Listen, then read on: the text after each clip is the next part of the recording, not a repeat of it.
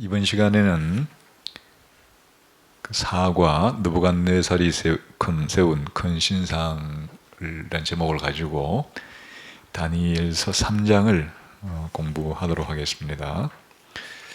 다니엘서 3장은 우리들이 가장 잘 알고 있는 내용 가운데 하나죠. 또 다니엘서 가운데 혹은 성경 전체 가운데서도 가장 널리 알려진 이야기가 담겨 있는 부분입니다. 그것은 바로 다니엘의 세 친구들이 믿음으로 풀무불에서부터 구원받은 이야기가 되겠습니다. 그래서 이것은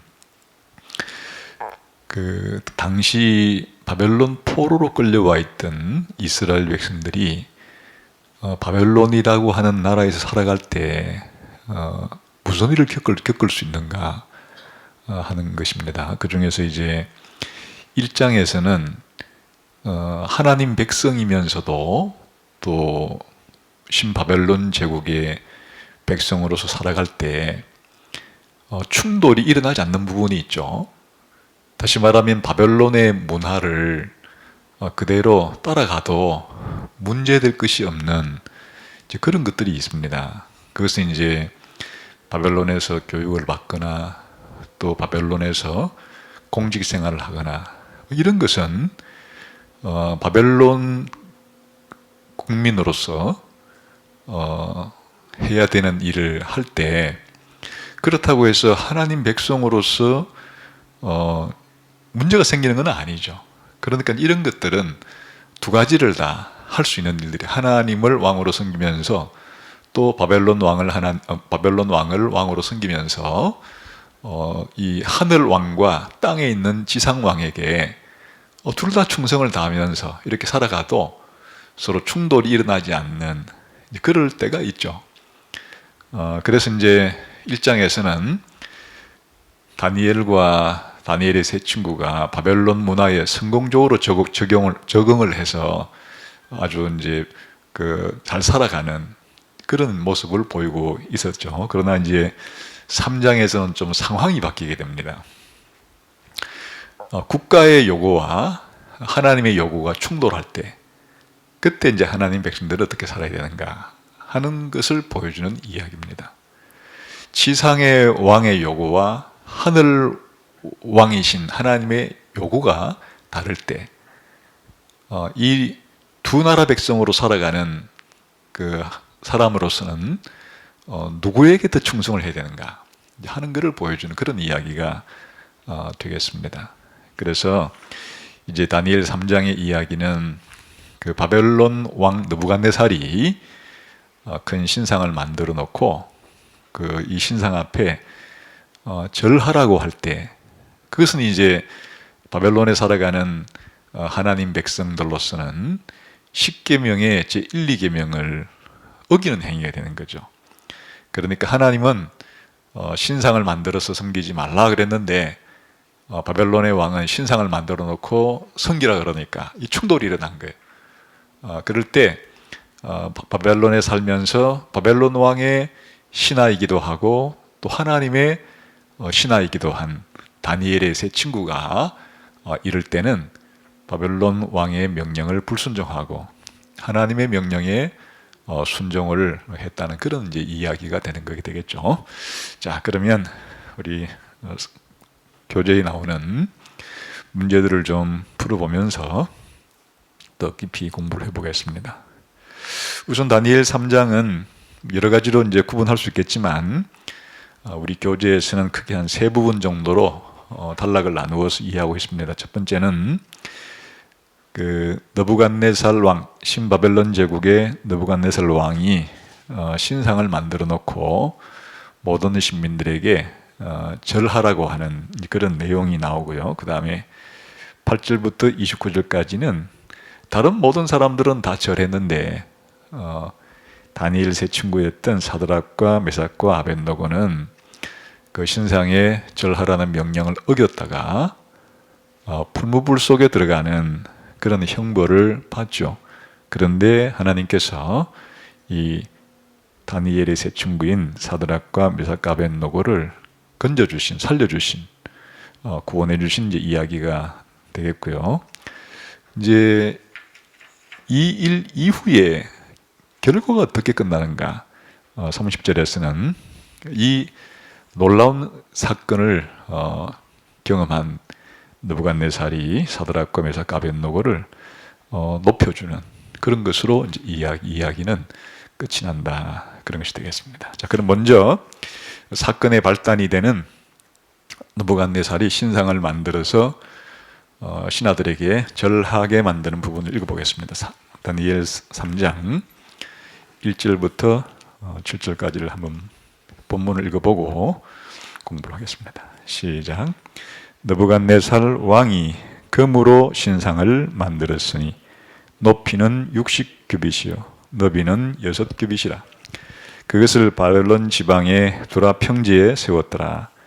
느부갓네살 왕이 사람을 보내어 총독과 수령과 행정관과 모사와 재무관과 재판관과 법률사와 각 지방 모든 관원을 느부갓네살 왕이 세운 신상의 낙성식에 참석하게 하며 이에 총독과 수령과 행정관과 모사와 재무관과 재판관과 법률사와 각 지방 모든 관원이 느부갓네살 왕이 세운 신상의 낙성식에 참여하여 느부갓네살 왕이 세운 신상 앞에 서니라.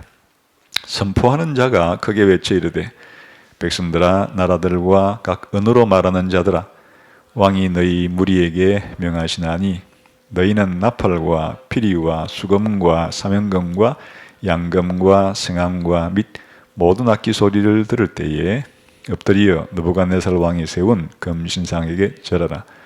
누구든지 엎드려 절하지 아니하는 자는 즉시 맹렬히 타는 불못불에 던져 넣으리라 하였더라. 모든 백성과 나라들과 각 언어를 말하는 자들이 나팔과 피리와 수금과 사명금과 양금과 및 모든 악기 소리를 듣자 곧 느부갓네살 왕이 세운 금신상에게 엎드려 절하니라. 자, 여기에서 이제 그 다니엘서 2장에도 보면 신상이 하나 나오고 지금 다니엘 3장에도 신상이 하나 나오죠. 둘 다 이제 느부갓네살과 관련된 신상인데요. 2장에서는 느부갓네살이 꿈을 꿨을 때 본 환상이었죠. 꿈속에서 나타난 이 신상은 4가지 금속을 재료로 세워진 큰 신상이었습니다. 그러니까 신상이 금머리, 그 은가슴, 동배, 그리고 철과 흙으로 된 다리라고 하는 4가지 금속으로 이제 세워진 신상이었는데 다니엘서 3장에 느부갓네살이 이제 직접 세운 여기 보니까 두라 평지라는 곳에 세운 이 신상은 금신상이 그 금으로만 만든 이제 신상입니다. 그러면 여기에서 한번 문제를 읽어보겠습니다. 시작. 느부갓네살이 만드는 신상은 그가 꿈에서 본 것과 다른 것이다.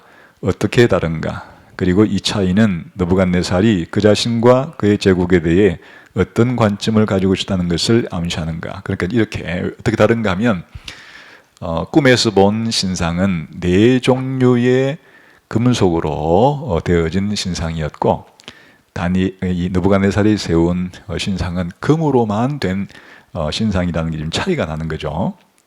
그럼 물론 이제 금으로 만들었다고 해서 지금 이 규모가 그 높이는 60규빗이고 너비는 6규빗이라고 그랬으니까 한 규빗은 보통 이제 손가락 끝에서 팔꿈치 사이의 이 거리인데 약간의 길이 차이는 있지만은 그냥 한 50cm 정도로 생각하시면 계산하기가 편리하죠. 그러면 이제 여기에 60규빗이면 높이가 5, 6 그럼 3m가 되는 거고요. 그 다음에 옆으로 넓이는 30m가 되는 거고요. 이제 넓이는 3m가 되는 거예요. 그러니까 한 높이가 30m면 아파트 요즘에 청수로 하면 한 최소 10층 정도는 넉넉하게 10층 정도는 이제 올라가는, 그리고 옆으로는 그렇게 크진 않죠. 그러니까 아주 좁고 긴 그런 이제 마치 뭐 그 돌기둥같이 그 세워진 그런 굉장히 큰 그런 이제 상이에요. 그런데 이것은 꿈에서 본 것처럼 만들지를 않고 금으로만 이렇게 만들었다는 것은 자기가 꿈을 꾸었을 때 그때 다니엘이 해석을 해줬죠. 어떻게 해석해 줬습니까?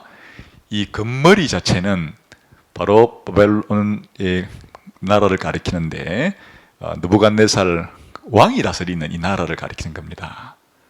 그런데 이제 차례차례로 다른 나라가 왕이 세운 이 바벨론 제국 다음에 다른 나라들이 차례로 이렇게 일어나게 될 겁니다. 이렇게 이제 하는 얘기를 들었단 말이에요. 그래서 이제 이 느부갓네살이 생각하기에 그 금으로 된 이 머리가 바로 자신을 의미하고 자신이 지금 다스리고 있는 바벨론 제국이란 나라를 상징한다는 해석을 들었는데 이게 또 하나 이 나라들이 계속 세워졌다 망하고 그런 얘기를 들은 거란 말이에요. 그래서 이제 이 느부갓네살이 어떤 생각이 드는가 하면 자신이 세운 나라가 이제 곧 어떻게 된다는 것이에요? 망한다는 얘기죠.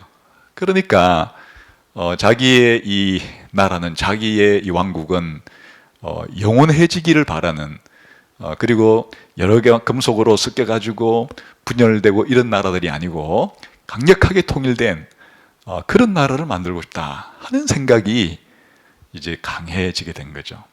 그래서 여기에 이제 신상은 느부갓네살 자신을 대변하기도 하고 또 느부갓네살이 믿고 있는 바로 이 신을 대변하는 신상이기도 하죠.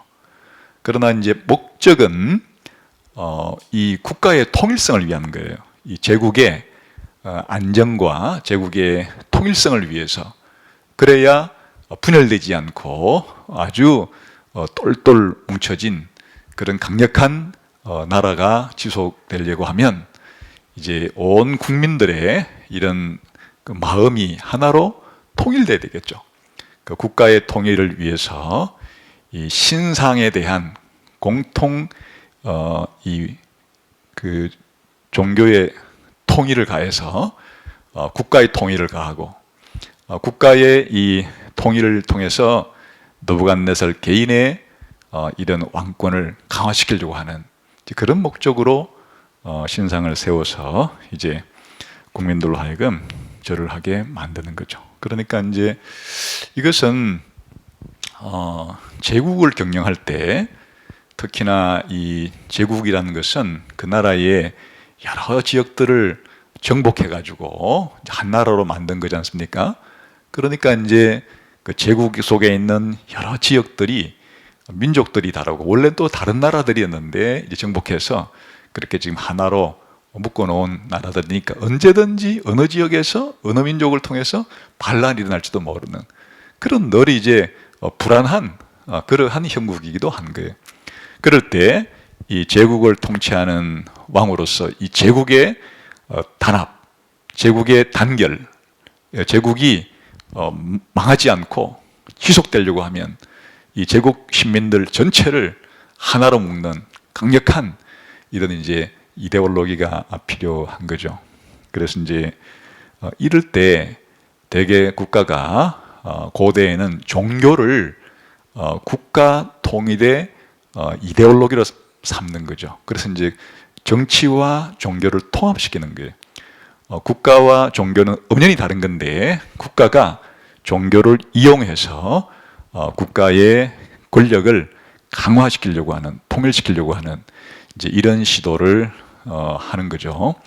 그래서 지금 느부갓네살이 만든 신상의 목적은 이와 같이 목적은 국가의 강력한 통일을 위해서 종교를 이용해서 그 사람들을 하여금 국가에 충성을 바치게 만드는 그런 목적으로 지금 신상을 만들었다 하는 것은 알 수 있습니다. 그런데 금으로만 전체를 만들었다고 하는 것은 물론 이게 이제 뭐 순금으로 만든 건 아닐 테고 되게 금으로 도색을 보통 하죠.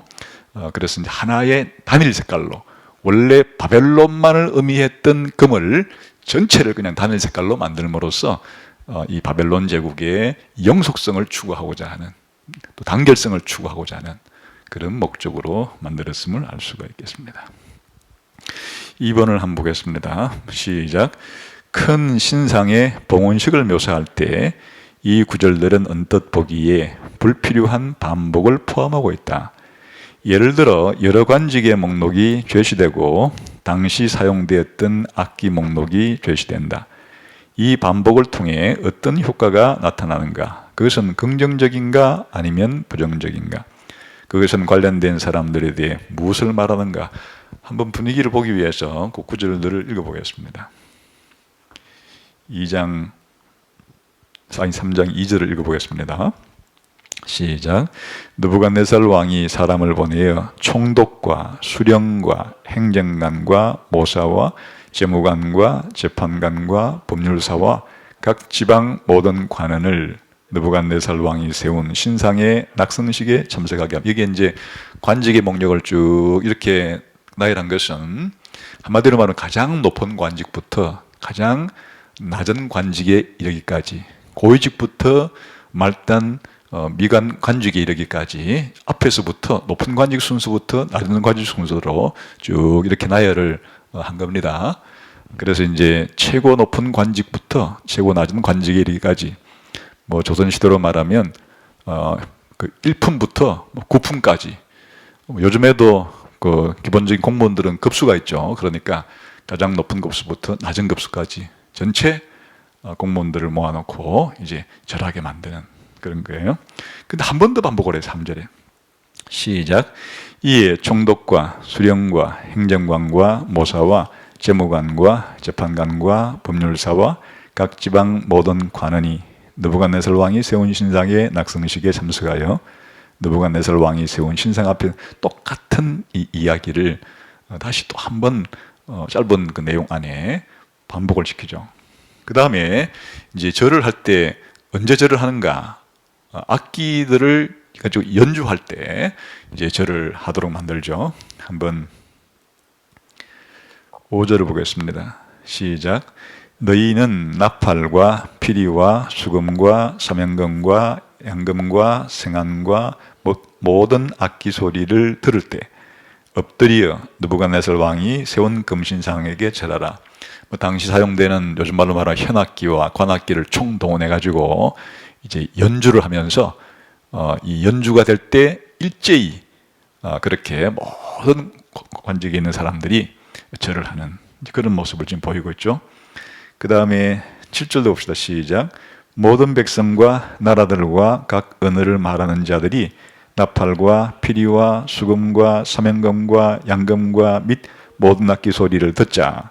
곧 느부갓네살 왕이 세운 금신상에게 엎드려 절하니라. 지금 그림으로 그리자면, 아니면 그 영상으로 만들어서 표현하자 그러면 어떤 모습이에요?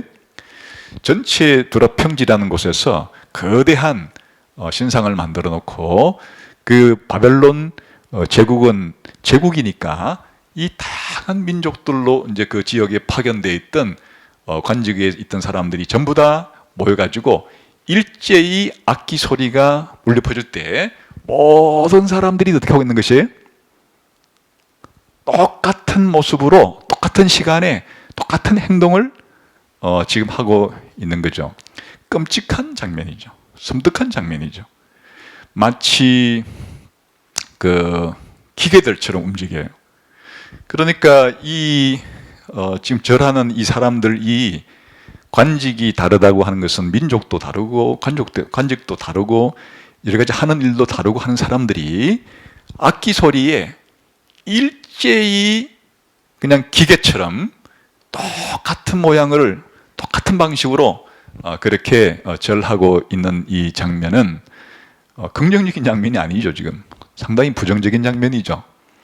그 한 개개인의 권리, 자유, 뭐 개개인이 가지고 있는 원래 민족들마다 가지고 있는 종교 이런 것들은 일체 무시하고 그냥 그 그림상으로 말하면 그 획일적인 거의 기계 부속품처럼 아무도 여기에 대해서 저항하지 않고 그렇게 절하고 있는, 이 절을 안 했다가는 사형을 당한, 사형도 끔찍한 불 속에 던져져 가지고 타 죽도록 지금 화형에 시켜버리는 그런 끔찍한 법을 만들어 놓고는 사람들이 전부 다 그걸 하지 않았을 때 죽음에 대한 두려움 때문에 왕이 시키는 대로 그냥 그대로 행하고 있는 이런 모습을 보이고 있는 거예요.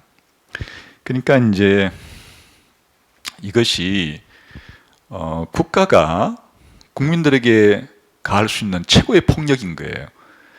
그러니까 이 국가가 국민들의 그 생명과 재산을 사실은 이제 보호해 주는 것 자체가 국가의 목적이고, 이런 일을 하는 방식은 모든 사람들이 동일하게 법률의 적용을 받아서 공평하게 대우를 받음으로 이제 이와 같은 생명과 재산이 모두가 다 법 앞에서 평등하게 잘 그렇게 보존되는 이런 일을 하는 것 자체가 국가의 중요한 일인데, 여기에서 국가가 해야 되지 해서는 안 될 선을 넘고 있는 거예요. 그건 무엇인가 하면 종교 문제를 국가가 지금 관장을 해서 이 금신상을 만들어서 이 금신상에게 절하는 국가에 대한 충성이 종교에 대한 예배로 형식을 표현할 수 있도록 이렇게 만들어 가지고 국가가 종교를 다른 종교를 믿는 사람들을 지금 그 탄압하는 거죠. 쉽게 말하면 탄압하고 종교 자체를 국가가 정치의 도구로 만들어서 이 국가에 대한 충성과 국가가 만든 이 국교에 대한 예배를 동일하게 지금 결합시켜서 그렇게 다른 종교를 가졌든지 이런 것들을 다 무시해버리고 느부갓네살이 만든 이 종교에 모든 느부갓네살의 다스림을 받는 국민들이 그렇게 절하게 함으로 이 절을 하지 않는 것은 곧 자기에 대한 반역인 동시에 또 국가에 대한 반역인 동시에 자신이 만든 종교에 대한 그렇게 배교처럼 이렇게 묶어놔가지고 이렇게 획일적으로 사람들을 하는 것 자체가 지상에서 국가가 가할 수 있는 최고의 폭력이 되는 거예요. 이게 이제 요즘에는 이런 나라를 정치적으로 전체주의 국가라 이렇게 지금은 부르죠. 그러니까 기본적으로 한 종교를 믿는 사람들로서는 그 종교를 믿는 단체에 가입하기 위해서는 그 종교의 신앙 고백을 받아들여야 하고, 그것은 각 종교마다 그런 통일성이 있어야 되는 거지만, 국가는 그 국가 안에 다양한 그 국민들이 가지고 있는 종교를 무슨 종교를 믿든지 간에 기본적으로 자유를 주는 것이 국가가 해야 하는 일이에요. 그건 종교 문제까지 뭘 믿어라 안 믿어라, 그것은 정부가, 왕이, 국가가 해야 될 일이 아니라 그 말이죠.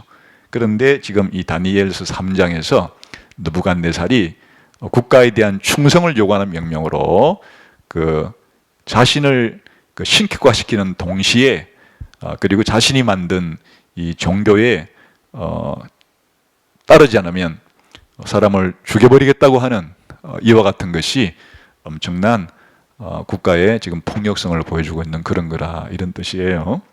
그래서 이제 여기에 문제가 생긴 것이에요.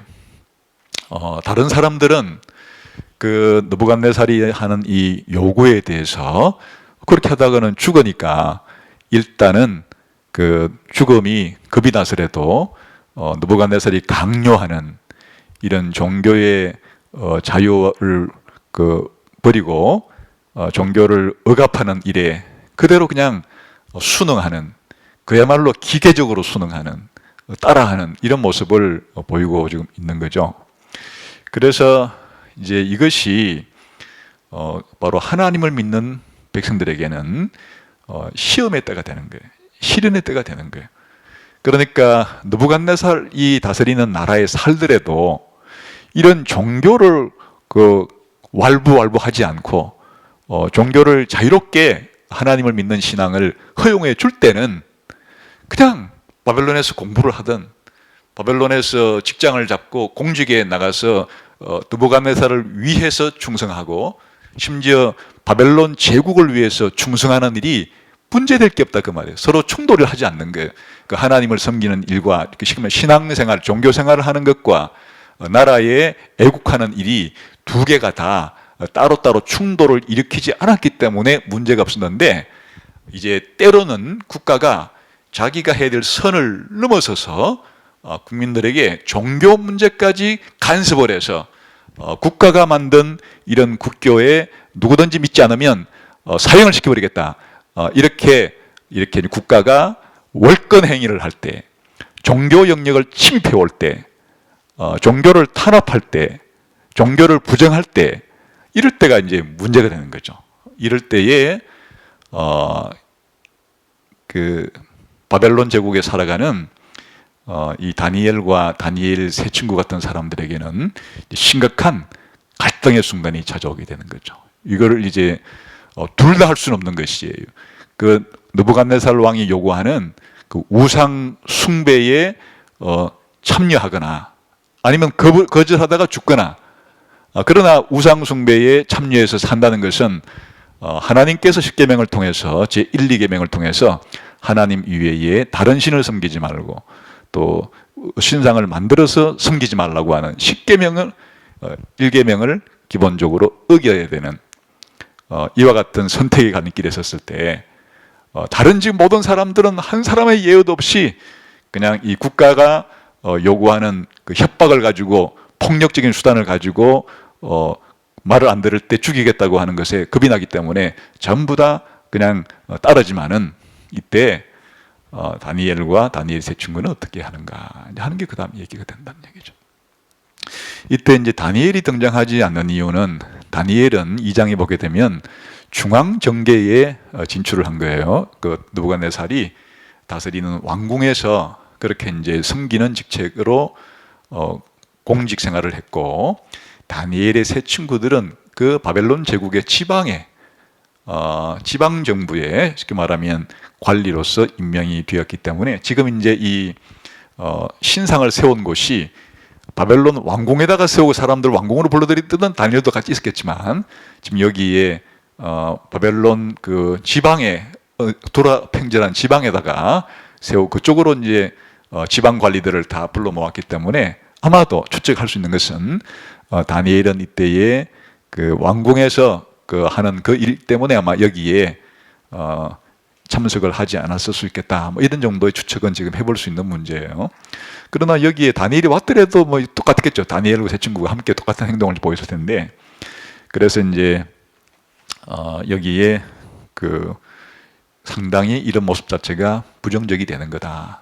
더 나아가서 국가가 종교 문제만 이렇게 간섭을 그 자기가 해야 될 일을 넘어서서 문제되는 것이 아니고, 다른 것도 마찬가지예요. 국가는 언제나 이 정부와 국가는 자신이 해야 될 그 일이 있고 하지 않아야 될 영역이 있는데, 국가가 자기가 해야 될 일을 넘어서서 국민들 개개인과 모든 국가의 단체들과 다른 영역들까지 전부 다 그렇게 좌지우지하려고 할 때, 그 국가는 무서운 이 독재 국가, 전체주의 국가, 아주 악랄한 국가로 그렇게 전락을 하게 된다. 그래서 이제 만일 이런 것이 이제 그 역사상에 일어나게 되면 국가에 살아가는 사람들은 재앙이 닥치게 되는 거죠. 그래서 여기에 특별히 이럴 때에 가장 큰 문제가 생기는 사람들은 하나님을 믿는 사람들이 이때 가장 큰 문제가 지금 발생을 하게 되는 겁니다. 그래서 이제 그 다음에 이 일에 다니엘의 세 친구가 함께 참석을 했는데 어떻게 반응을 했는가 하는 것이 이제 3장 8절부터 이야기가 되겠습니다. 한번 조금 뒤 부분을 같이 읽어보겠습니다. 자, 어떻게 했는지 봅시다. 다른 사람은 지금 다 절했죠. 자, 그런데 8절부터 시작. 그때에 어떤 갈대아 사람들이 나와 유다 사람들을 참수하니라. 그들이 느부갓네살 왕에게 이르되, 왕이여 만수무강하옵소서. 왕이여 왕이 명령을 내리사 모든 사람이 나팔과 피리와 수금과 사면금과 양금과 승함과 및 모든 악기 소리를 듣거든 엎드려 금신상에게 절할 것이라. 누구든지 엎드려 절하지 아니하는 자는 맹렬히 타는 분울불 가운데 던져 넣음을 당하리라 하지 아니하셨나이까. 이제 몇 유다 사람 사드락과 메삭과 아벳느고는 왕이 세워 바벨론 지방을 다스리게 하신 자 이건을 왕이여 이 사람들이 왕을 높이지 아니하며 왕의 신들을 섬기지 아니하며 왕이 세우신 금신상에게 절하지 아니하나이다. 이제 여기에 딱 예외적으로 그 느부갓네살이 만든 금신상에 절하지 않는 사람이 세 사람이 생겼다는 거예요. 근데 이 세 사람이 전부 다 공교롭게도 바로 유대인이에요. 우리가 이제 알고 있는 다니엘의 그 세 친구들, 다니엘과 함께 주전 605년에 느부갓네살에 의해서 바벨론으로 끌려왔던 사람들. 그리고 이제 왕궁 교육을 잘 마치고 바벨론 왕국의 요직에 지금 올랐던 사람들이죠. 이 사람들 세 사람이 절을 하지 않은 것이에요.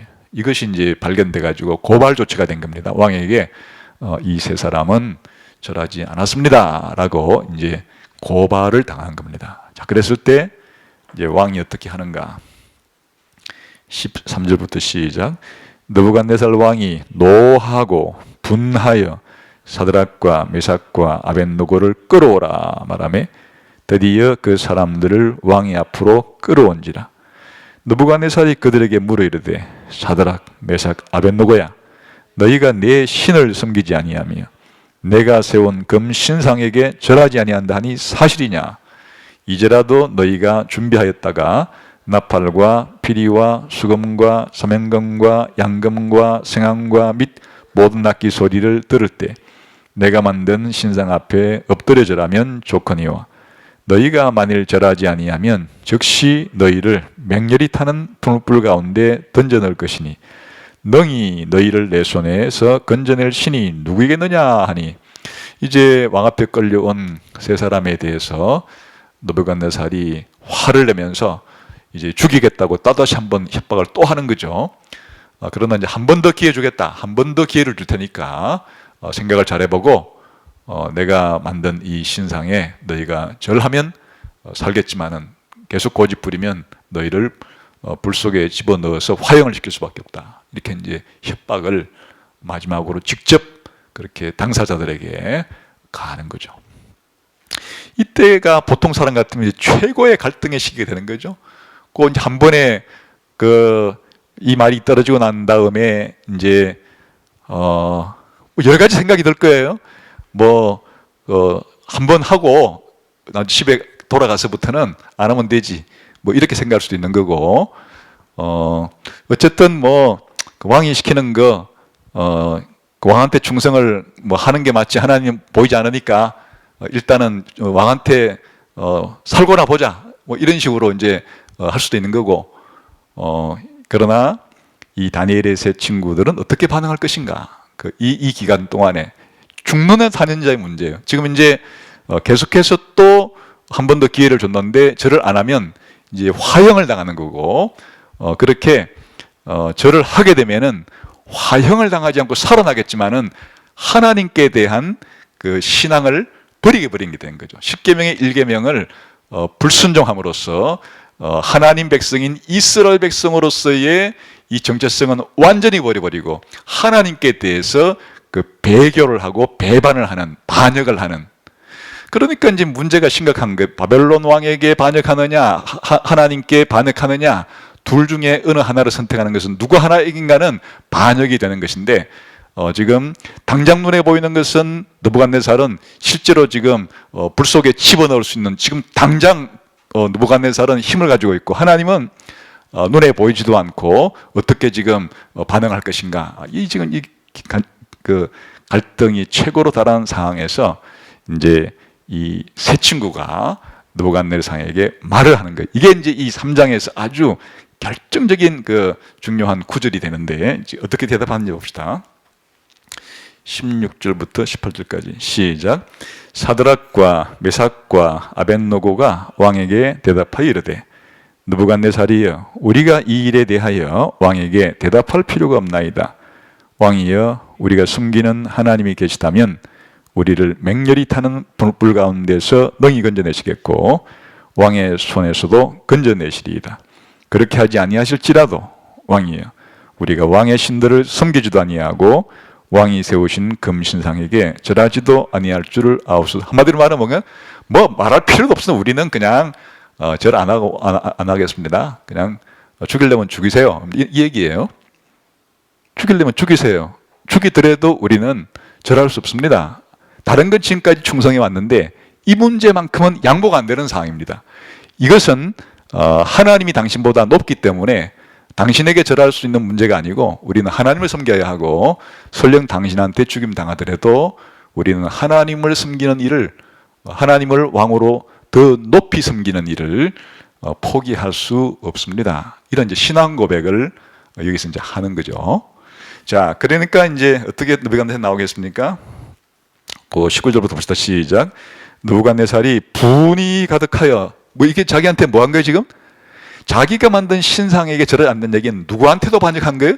자기 자신에게도 반역을 한 것이 바벨론 제국에도 반역자고 자기에게도 반역한 것이고 이런 문제가 좀 된 거죠. 그러니까 좀 화가 머리끝까지 치솟았다는 얘기예요. 그래서 계속 읽어봅시다. 사드락과 메삭과 아벳노고를 향하여 얼굴빛을 바꾸고 명령하여 이르되 그 분우불을 뜨겁게 하기를 평소보다 7배나 뜨겁게 하라. 얼마나 막 화가 머리끝까지 막 느부갓네살 머리에 지금 불길이 솟은 거예요.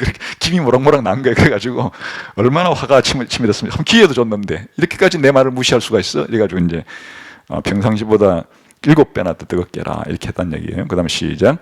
군대 중 용사 몇 사람에게 명령하여 사드락과 메삭과 아벳노고를 결박하여 극렬히 타는 분우불 가운데 던지라 하니라. 그러자 그 사람들을 겉옷과 속옷과 모자와 다른 큰 옷을 입은 채 결박하여 맹렬히 타는 분우불 가운데 던졌더라.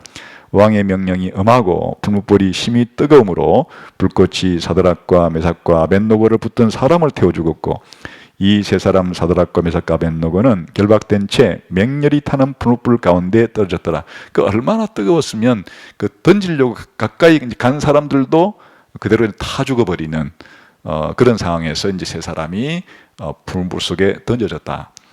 이제 이런 분우불은 그 당시에 이 바벨론 지역에 흑벽돌을 만들기 때문에 그 벽돌을 구우려고 하면 고온에 고열에 그런 가마 같은 게 필요하겠죠. 그러니까 요즘 우리가 분우불이라 그러면 저 도자기 구울 때 그 가마 속에 집어넣는다 그런 뜻이 막 1200, 300도 막 올라가는 그 가마 속에 집어넣는데 평상시보다 뭐 7배나 뜨겁게 해가지고 집어넣었으니까 어떤 일이 발생했겠어요. 그 다음에 던져졌는데 어떤 일이 발생했는가 하는 게 이제 24절부터 나오는 거예요. 시작. 그때에 느부갓네살 왕이 놀라 급히 일어나서 모사들에게 물어 이르되 우리가 결박하여 불 가운데 던진 자는 세 사람이 아니었느냐 하니 그들이 왕에게 대답하여 이르되 왕이 옳소이다 하더라. 왕이 또 말하여 이르되 내가 보니 결박되지 아니한 네 사람이 불 가운데로 다니는데 상하지도 아니하였고 그 넷째의 모양은 신들의 아들과 같도다 하고 느부갓네살이 맹렬히 타는 분우불 아기 가까이 가서 불러 이르되 지극히 높으신 하나님의 종 사드락 메삭 아벳노고야 나와서 이리로 오라 하매 사드락과 메삭과 아벳노고가 불 가운데서 나온지라. 총독과 지사와 행정관과 왕의 모사들이 모여 이 사람들을 본즉 불이 능히 그들의 몸을 해하지 못하였고 머리털도 걸리지 아니하였고 겉옷빛도 변하지 아니하였고 불탄 냄새도 없었더라. 자, 이게 기적이라는 거죠. 까마도 느부갓네살이 높은 지위의 자리에서 내려다 본 것이고, 그래서 이제 보니까 당연히 불타서 뭐 그냥 금방 타서 그냥 없어져 버려야 되는데, 보니까 네 사람이 그 불 가운데서 지금 다니는 게 눈에 보인 거예요. 얼마나 놀랐겠어요? 그래서 이제 느부갓네살이 와가지고 나오라 그렇게 하니까 하여튼 뭐 머리털이든지 뭐 옷이든지 그냥 그대로 말짱하니 그대로 이 아무런 해를 입지 않고 나왔더라. 지금 그 얘기예요. 그러니까 상상할 수 없는 기적이 일어난 거죠. 포항제철 속에 용광로 속에 사람을 집어넣었는데 10분 있다가 보니까 말짱한 사람이 됐다면 얼마나 놀랐겠어요? 그러니까 지금 그 왕이 이제 놀라가지고 이 28절에 이제 그 여기에 대한 그 반응을 지금 이렇게 28절부터 시작. 느부갓네살이 말하 이르되 사드락과 메삭과 아벳느고의 하나님을 찬송할지로다. 그가 그의 천사를 보내사 자기를 의뢰하고 그들의 몸을 바쳐 왕의 명령을 거역하고 그 하나님 밖에는 다른 신을 섬기지 아니하며 그에게 절하지 아니한 종들을 구원하셨도다. 그러니까 이제 누가 구원했다는 인정한 겁니까? 이들이 섬기는 하나님이 다른 신들에게 절하지 않고 신앙의 절개를 지키고 신앙을 끝까지 간직했던 이 사람들, 이들의 신이 살렸구나. 그러니까 이제 이 사드락과 메삭과 아벳느고의 이 행동을 통해서 이들 배후에 있는 이스라엘의 하나님을 인식하게 되고 그 하나님을 지금 높이는, 그러니까 일단 다실론 사회예요. 지금도 느부갓네살의 머릿속에는 다실론에 대한 생각을 버리지는 않지만은 이들의 신이 그 사드락 메삭 아벳느고가 신기선 대단히 아주 힘 있는 신으로구나 이제 하는 것을 받아들이고 어떻게 하는 거예요? 29절 시작. 그러므로 내가 이제 조서를 내려놓으니 각 백성과 각 나라와 각 언어를 말하는 자가 모두 사드락과 메삭과 아벳느고의 하나님께 경솔히 말하거든 그 몸을 쪼개고 그 집을 그름토로 삼을지니 이는 이같이 사람을 구원할 다른 신이 없음이니라 하더라. 뭘 인정해 준 겁니까? 적어도 바벨론 이제 이 나라에서 이스라엘의 하나님을 믿는 이 종교의 자유를 허용해 준 거예요. 그러니까 지금까지는 그 신상에게 절하지 않으면 죽겠다는 것은 인정하지 않겠다는 뜻이었어요. 그러나 이제 이들을 살려주신 위대한 신이라는 것을 이제 알고서 느부갓네살이 오늘날로 말하면 바로 유대교, 이 이스라엘의 하나님을 믿는 이 신앙도 가져도 좋다. 함부로 이 신앙에 대해서 왈가왈부하지 마라. 이렇게 이 유대 하나님을 믿는 신앙에 대한 종교의 자유를 허용해 준 거예요. 종교의 자유 믿어도 좋다고 하는 것을 허용을 이제 해줬다. 그런 얘기가 되는 거예요. 그래서 한번 봅시다. 그럼 여기에 몇 가지 우리가 좀 살펴볼 문제를 한번 보겠습니다. 2번에 작은 1번을 한번 봅시다. 시작.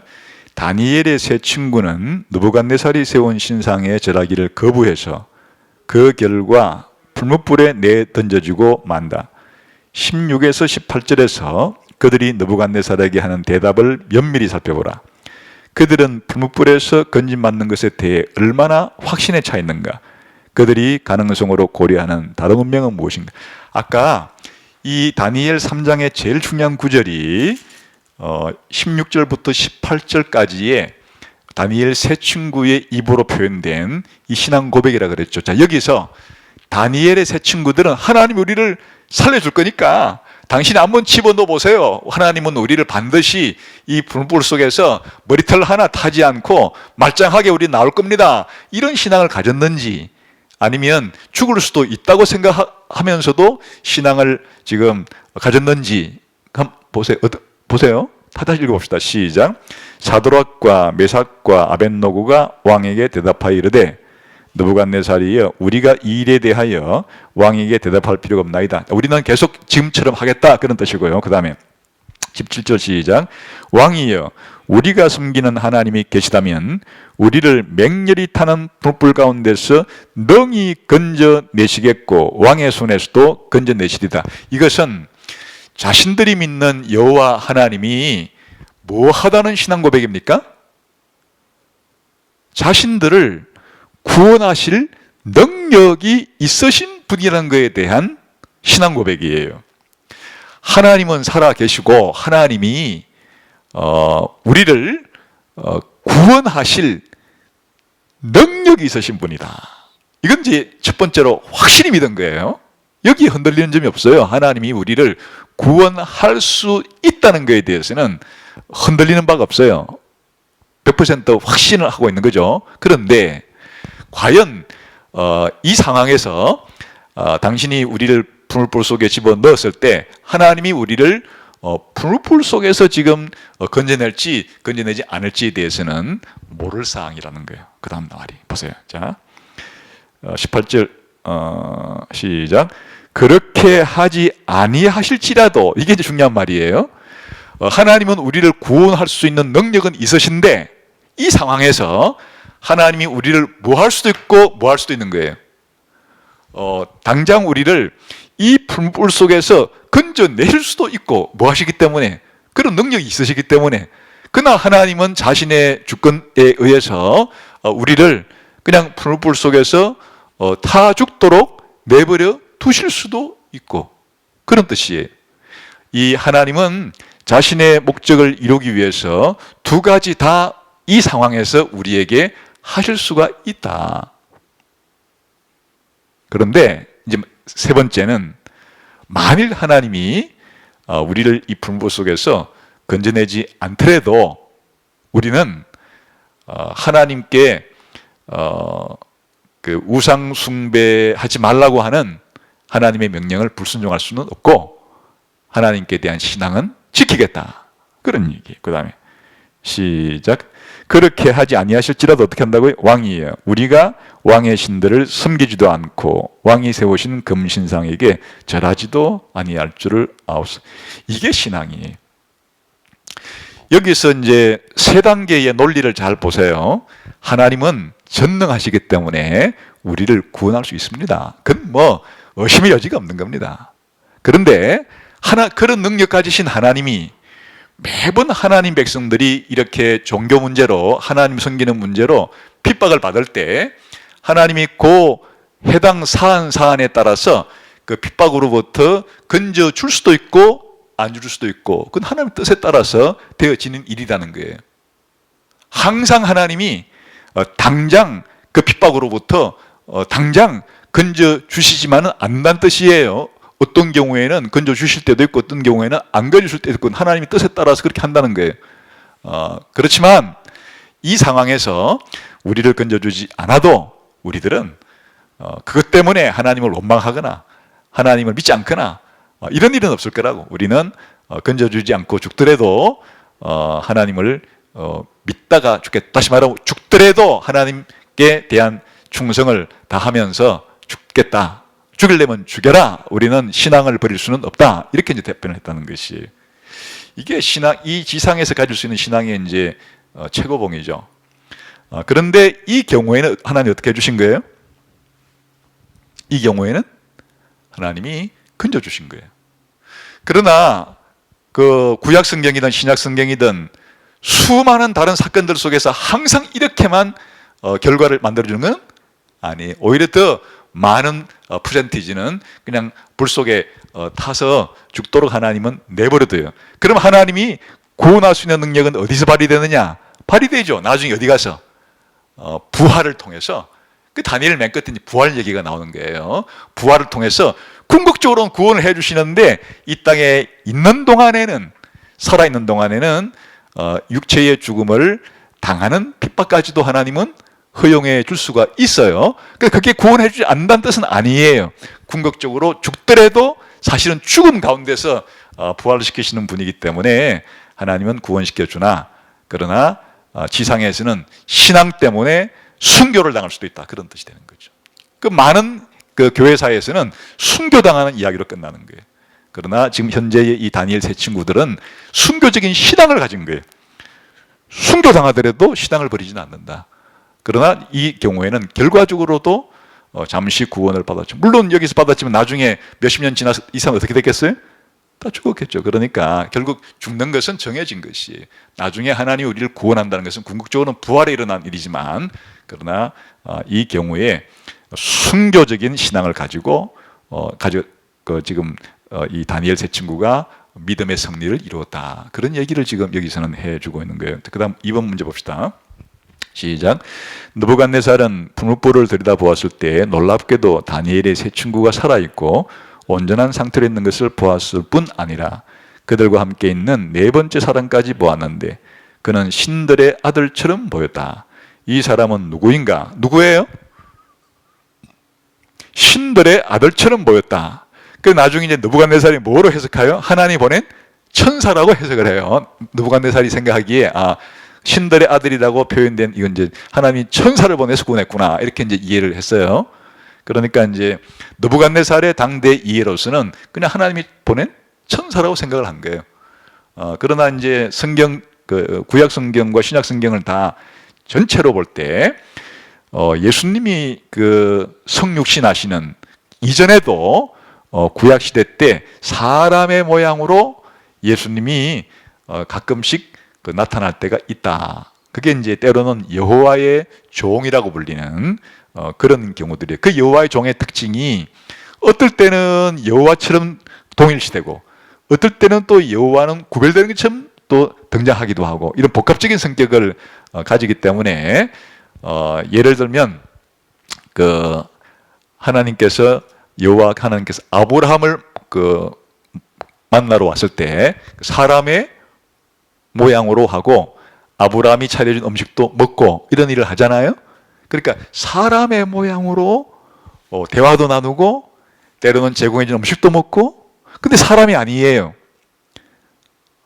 바로 이와 같은 형태로 나타나는 구약의 이 독특한 이 천사, 여호와의 사자라고 불리는 이런 천사들의 경우에는 성육신 이전에 구약 시대 사람의 모양으로, 성육신은 아니에요. 완전히 사람은 된 건 아니고 일시적으로 사람의 모양으로 그렇게 나타나는 경우도 구약 성경에 나와요. 그러니까 일종의 이 다니엘 3장에 나오는 네 번째 사람, 바로 신들의 아들처럼 보였던 이 인물을 구약 시대에 나타난 성육신하기 이전에 그리스도라고 해석하는 수도 있고, 또 하나는 굳이 그렇게 성육신하기 이전에 그리스도가 아니라고 하더라도 지금 이 느부갓네살이 표현한 것처럼 그냥 일종의 천사라고 그렇게 표현해도 되는 것이에요. 그러니까 이것은 두 가지 해석이 다 있는데 어느 것이 확실히 맞다 안 맞다 굳이 그렇게까지 성패가 결정을 날 문제는 아니에요. 만약에 천사라 할지라도 이 천사는 사실 누구를 대변하는 거예요? 나중에 오실 예수님이 우리와 함께 하신다는 것을 그렇게 사람처럼 보여서 하는 것이니까 천사라고 해도 상관이 없는 거고, 그러나 더 구체적으로 성육신 이전에 그리스도일 것이다 라고 추측한다고 해서 문제될 것은 없다. 핵심은 뭐예요? 핵심은 그 다음이에요. 누구인가 다음 시작. 풀불 속에서 그가 새 친구와 함께 있는 모습은 하나님과 그의 백성의 관계에 대해 우리에게 무엇을 가르치는가? 이것이 핵심이에요. 바로 성육신 이전에 예수님이든지 천사든지 이를 통해서 가르치고자 하는 바는 뭐예요? 하나님이 하나님 백성들의 고난의 현장에서 어떻게 하신다는 거예요? 하나님 백성과 함께 하신다. 이게 이 메시지의 핵심이 되는 거예요.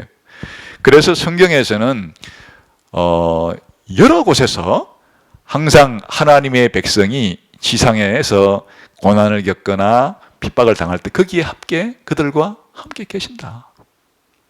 그래서 요셉이 애굽에 가서 고난을 겪을 때 늘 요셉과 하나님이 함께 하셨다. 그런 표현이 나오죠. 이스라엘 백성이 이집트에서 모세와 더불어서 광야를 통과할 때도 하나님이 그들과 늘 함께 하셨다. 이것이 이제 최고의 절정이 이를 때 그게 바로 예수님이 이 땅에 오셨을 때 예수님이 임마누엘이라고 불려요. 하나님이 우리와 함께 계셨다. 심지어 예수님께서 부활하시고 성천하시기 전에 우리가 말하는 지상명령에서 뭐라고 말했는가 하니까 내가 다시 올 때까지 세상이 끝날 때까지 어떻게 하겠다 그랬어요? 내가 너희와 함께 한다. 그래서 이제 바로 여기에 이 불불 현장 가운데서 이 세 사람과 함께 있었던 이 인물이 그게 성육신 이전의 그리스도였건 천사였건 똑같은 메시지를 주는 거예요. 하나님이 고난의 현장 가운데 그들과 하나님 백성들과 함께 계셔서 그들과 함께 하시면서 도와주신다. 그런데 구원해 주시는 방식이 이 다니엘의 세 친구처럼 어떻게 해요? 즉각적으로 그 사안에서부터 건져줄 때도 있고, 심지어는 죽임을 당할 때 뭘 버리지 않도록, 신앙을 버리지 않도록 지켜주셨다가 나중에 부활의 날에 완전히 구원하시는 그런 방식으로 할 수도 있다. 하나님이 함께 하시는 거예요. 그 사실을 가르쳐준다. 그런 말이죠. 물론 우리 모두는 어느 쪽을 해주시길 바라겠어요. 지상 당장 그 어려움도 건져주시고 또 나 부활 때도 건져주시면 좋겠지만은 하나님께서 이제 이 땅을 이끌어 가실 때 그러면 어떤 공식이 성립하는 거예요? 이 공식을 만들면 안 되는 거예요. 하나님 참인 사람들은 어떤 어려움이 있을 때 그 어려움에서부터 즉각 뭐 해주신다? 구해내 주신다. 그런 공식을 만들면 안 되는 것이. 그래서 이제 신앙의 절정은 뭔가 하니까 아까 그리 아니하실도라는 거예요. 예를 들어 우리가 질병에 걸렸어요. 질병에 걸려가지고 기도해요. 하나님, 우리가 첫 번째 뭘 믿죠? 질병으로부터 건질 수 있는 하나님은 믿어요. 그런데 이 경우에 하나님이 나를 낫게 해주실지 나를 이 병을 통해서 천국에 데려가실지는 사실 모르겠다.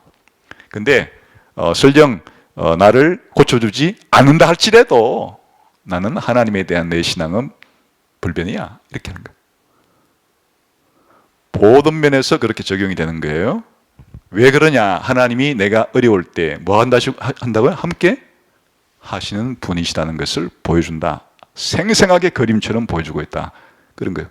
우리 눈에는 안 보이지만은 내가 지금 오늘 현재 고통 가운데 또 때로는 신앙생활 하다가 어려운 가운데 있을 때 나와 함께 누가 계신다? 하나님이 우리와 함께 계신다 하는 것을 지금 여기서는 시각적으로 한번 보여줌으로써 확신을 시켜주신다. 그런 뜻이 되겠습니다. 그 다음에 3번 시작. 이 본문은 세 친구가 불에서 나온 후 어떤 모습이었는지를 다음과 같이 주의 깊게 묘사한다. 불이 능히 그들의 몸을 해하지 못하였고 머리털도 그을리지 아니하였고 겉옷빛도 변하지 아니하였고 불탄 냄새도 없었더라. 하나님이 자기 백성을 보호하고 보살피는 능력에 대해 이것이 우리에게 가르치는 것은 무엇인가? 너무나 완벽하게, 그러니까 보통 우리가 이런 일을 이제 기적이라 부르죠. 이렇게 보호해 주신 것은 이게 장차 하나님께서 우리를 지옥에서부터 건져서 영원한 구원을 해 주시는 것에 대한 사실은 모형적인 그림이기도 하고, 구약시대에 한 사람을 구원해 줄 때 이렇게 확실하게 구원해 주신 사례가 없죠. 그러니까 이제 이렇게 자세하게 세밀하게 묘사해서 풀물 속에서부터 머리털 하나 뭐 옷자락 하나 헤함이 없이 완전하게 구원받았다는 것은 하나님의 구원 능력이 이렇게 완전하다는 것을 보여주는 것이고, 나중에 이 그 하나님의 구원은 신약 시대로 거슬러 올라가게 되면은 우리를 장차 완전히 죽음에서부터 다시 구원할 수 있는 그런 하나님의 구원하신 능력을 신뢰하게 만들어주는 그런 이야기가 된다. 그런 것. 마지막으로 이제 어떤 일이 벌어졌는가 한 거예요. 3장 30절 읽어보겠습니다. 시작.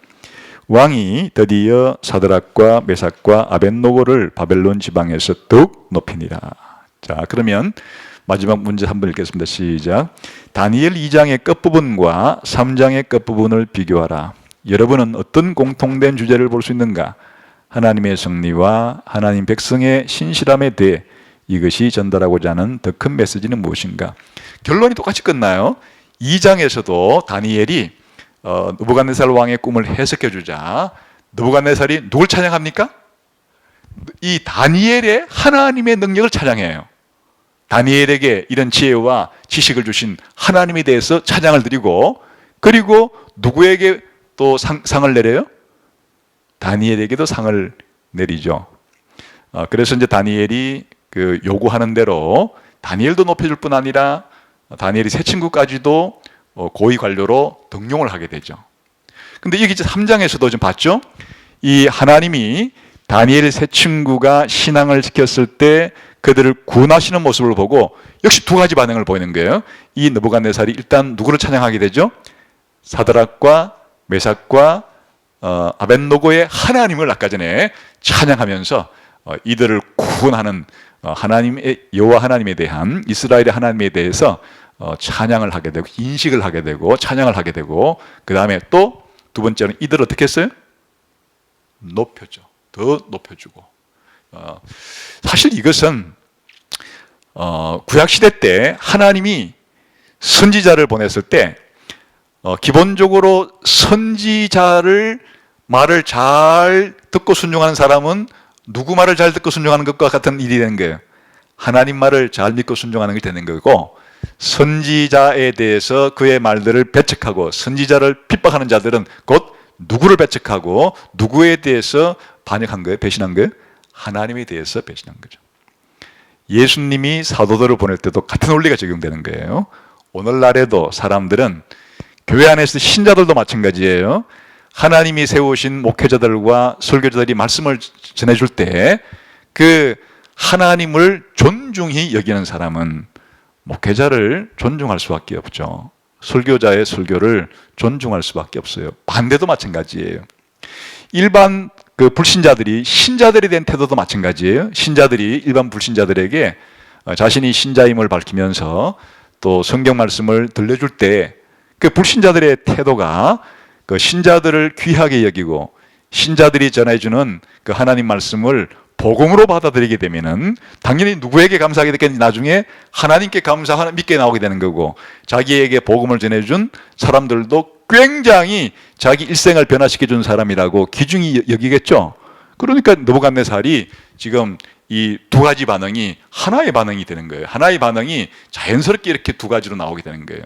하나님이 이 세 사람을 건져주신 것을 볼 때 당연히 이들을 건져주신 하나님에 대한 태도와 이들에 대한 태도가, 바로 이들에 대한 태도가 속에 감추가 있는 것은 그 하나님을 높였다는 뜻이고, 하나님을 높이니까 그 하나님의 종들인 이들도 높여주는 것이고, 이렇게 하나님과 하나님이 보낸 사람들에 대한 태도는 연결되어 있다 하는 것을 알 수가 있겠습니다. 자, 오늘 이번 그 다니엘 3장을 통해서 가장 중요한 진리는 무엇인가 하면, 하나님께서 하나님의 백성들을 이 이방 문화 속에 살아가고 가실 때 이 하나님의 백성들은 선택의 기로에 놓을 때가 있다. 언제라 그랬죠?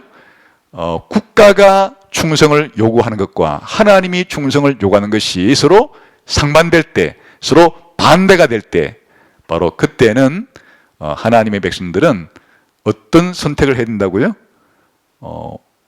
지상의 왕에 대한 순종보다 하늘의 왕에 대한 순종이 더 우선적이어야 된다.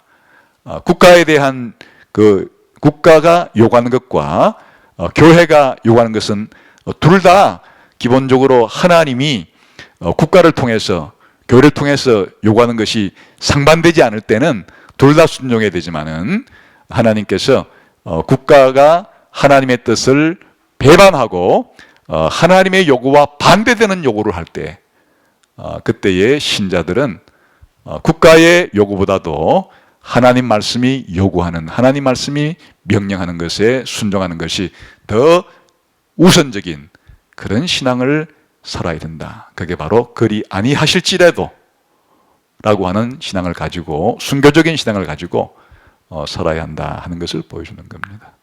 아주 어려운 선택이 우리 가운데 있을 때 쉽지 않은 선택이겠죠.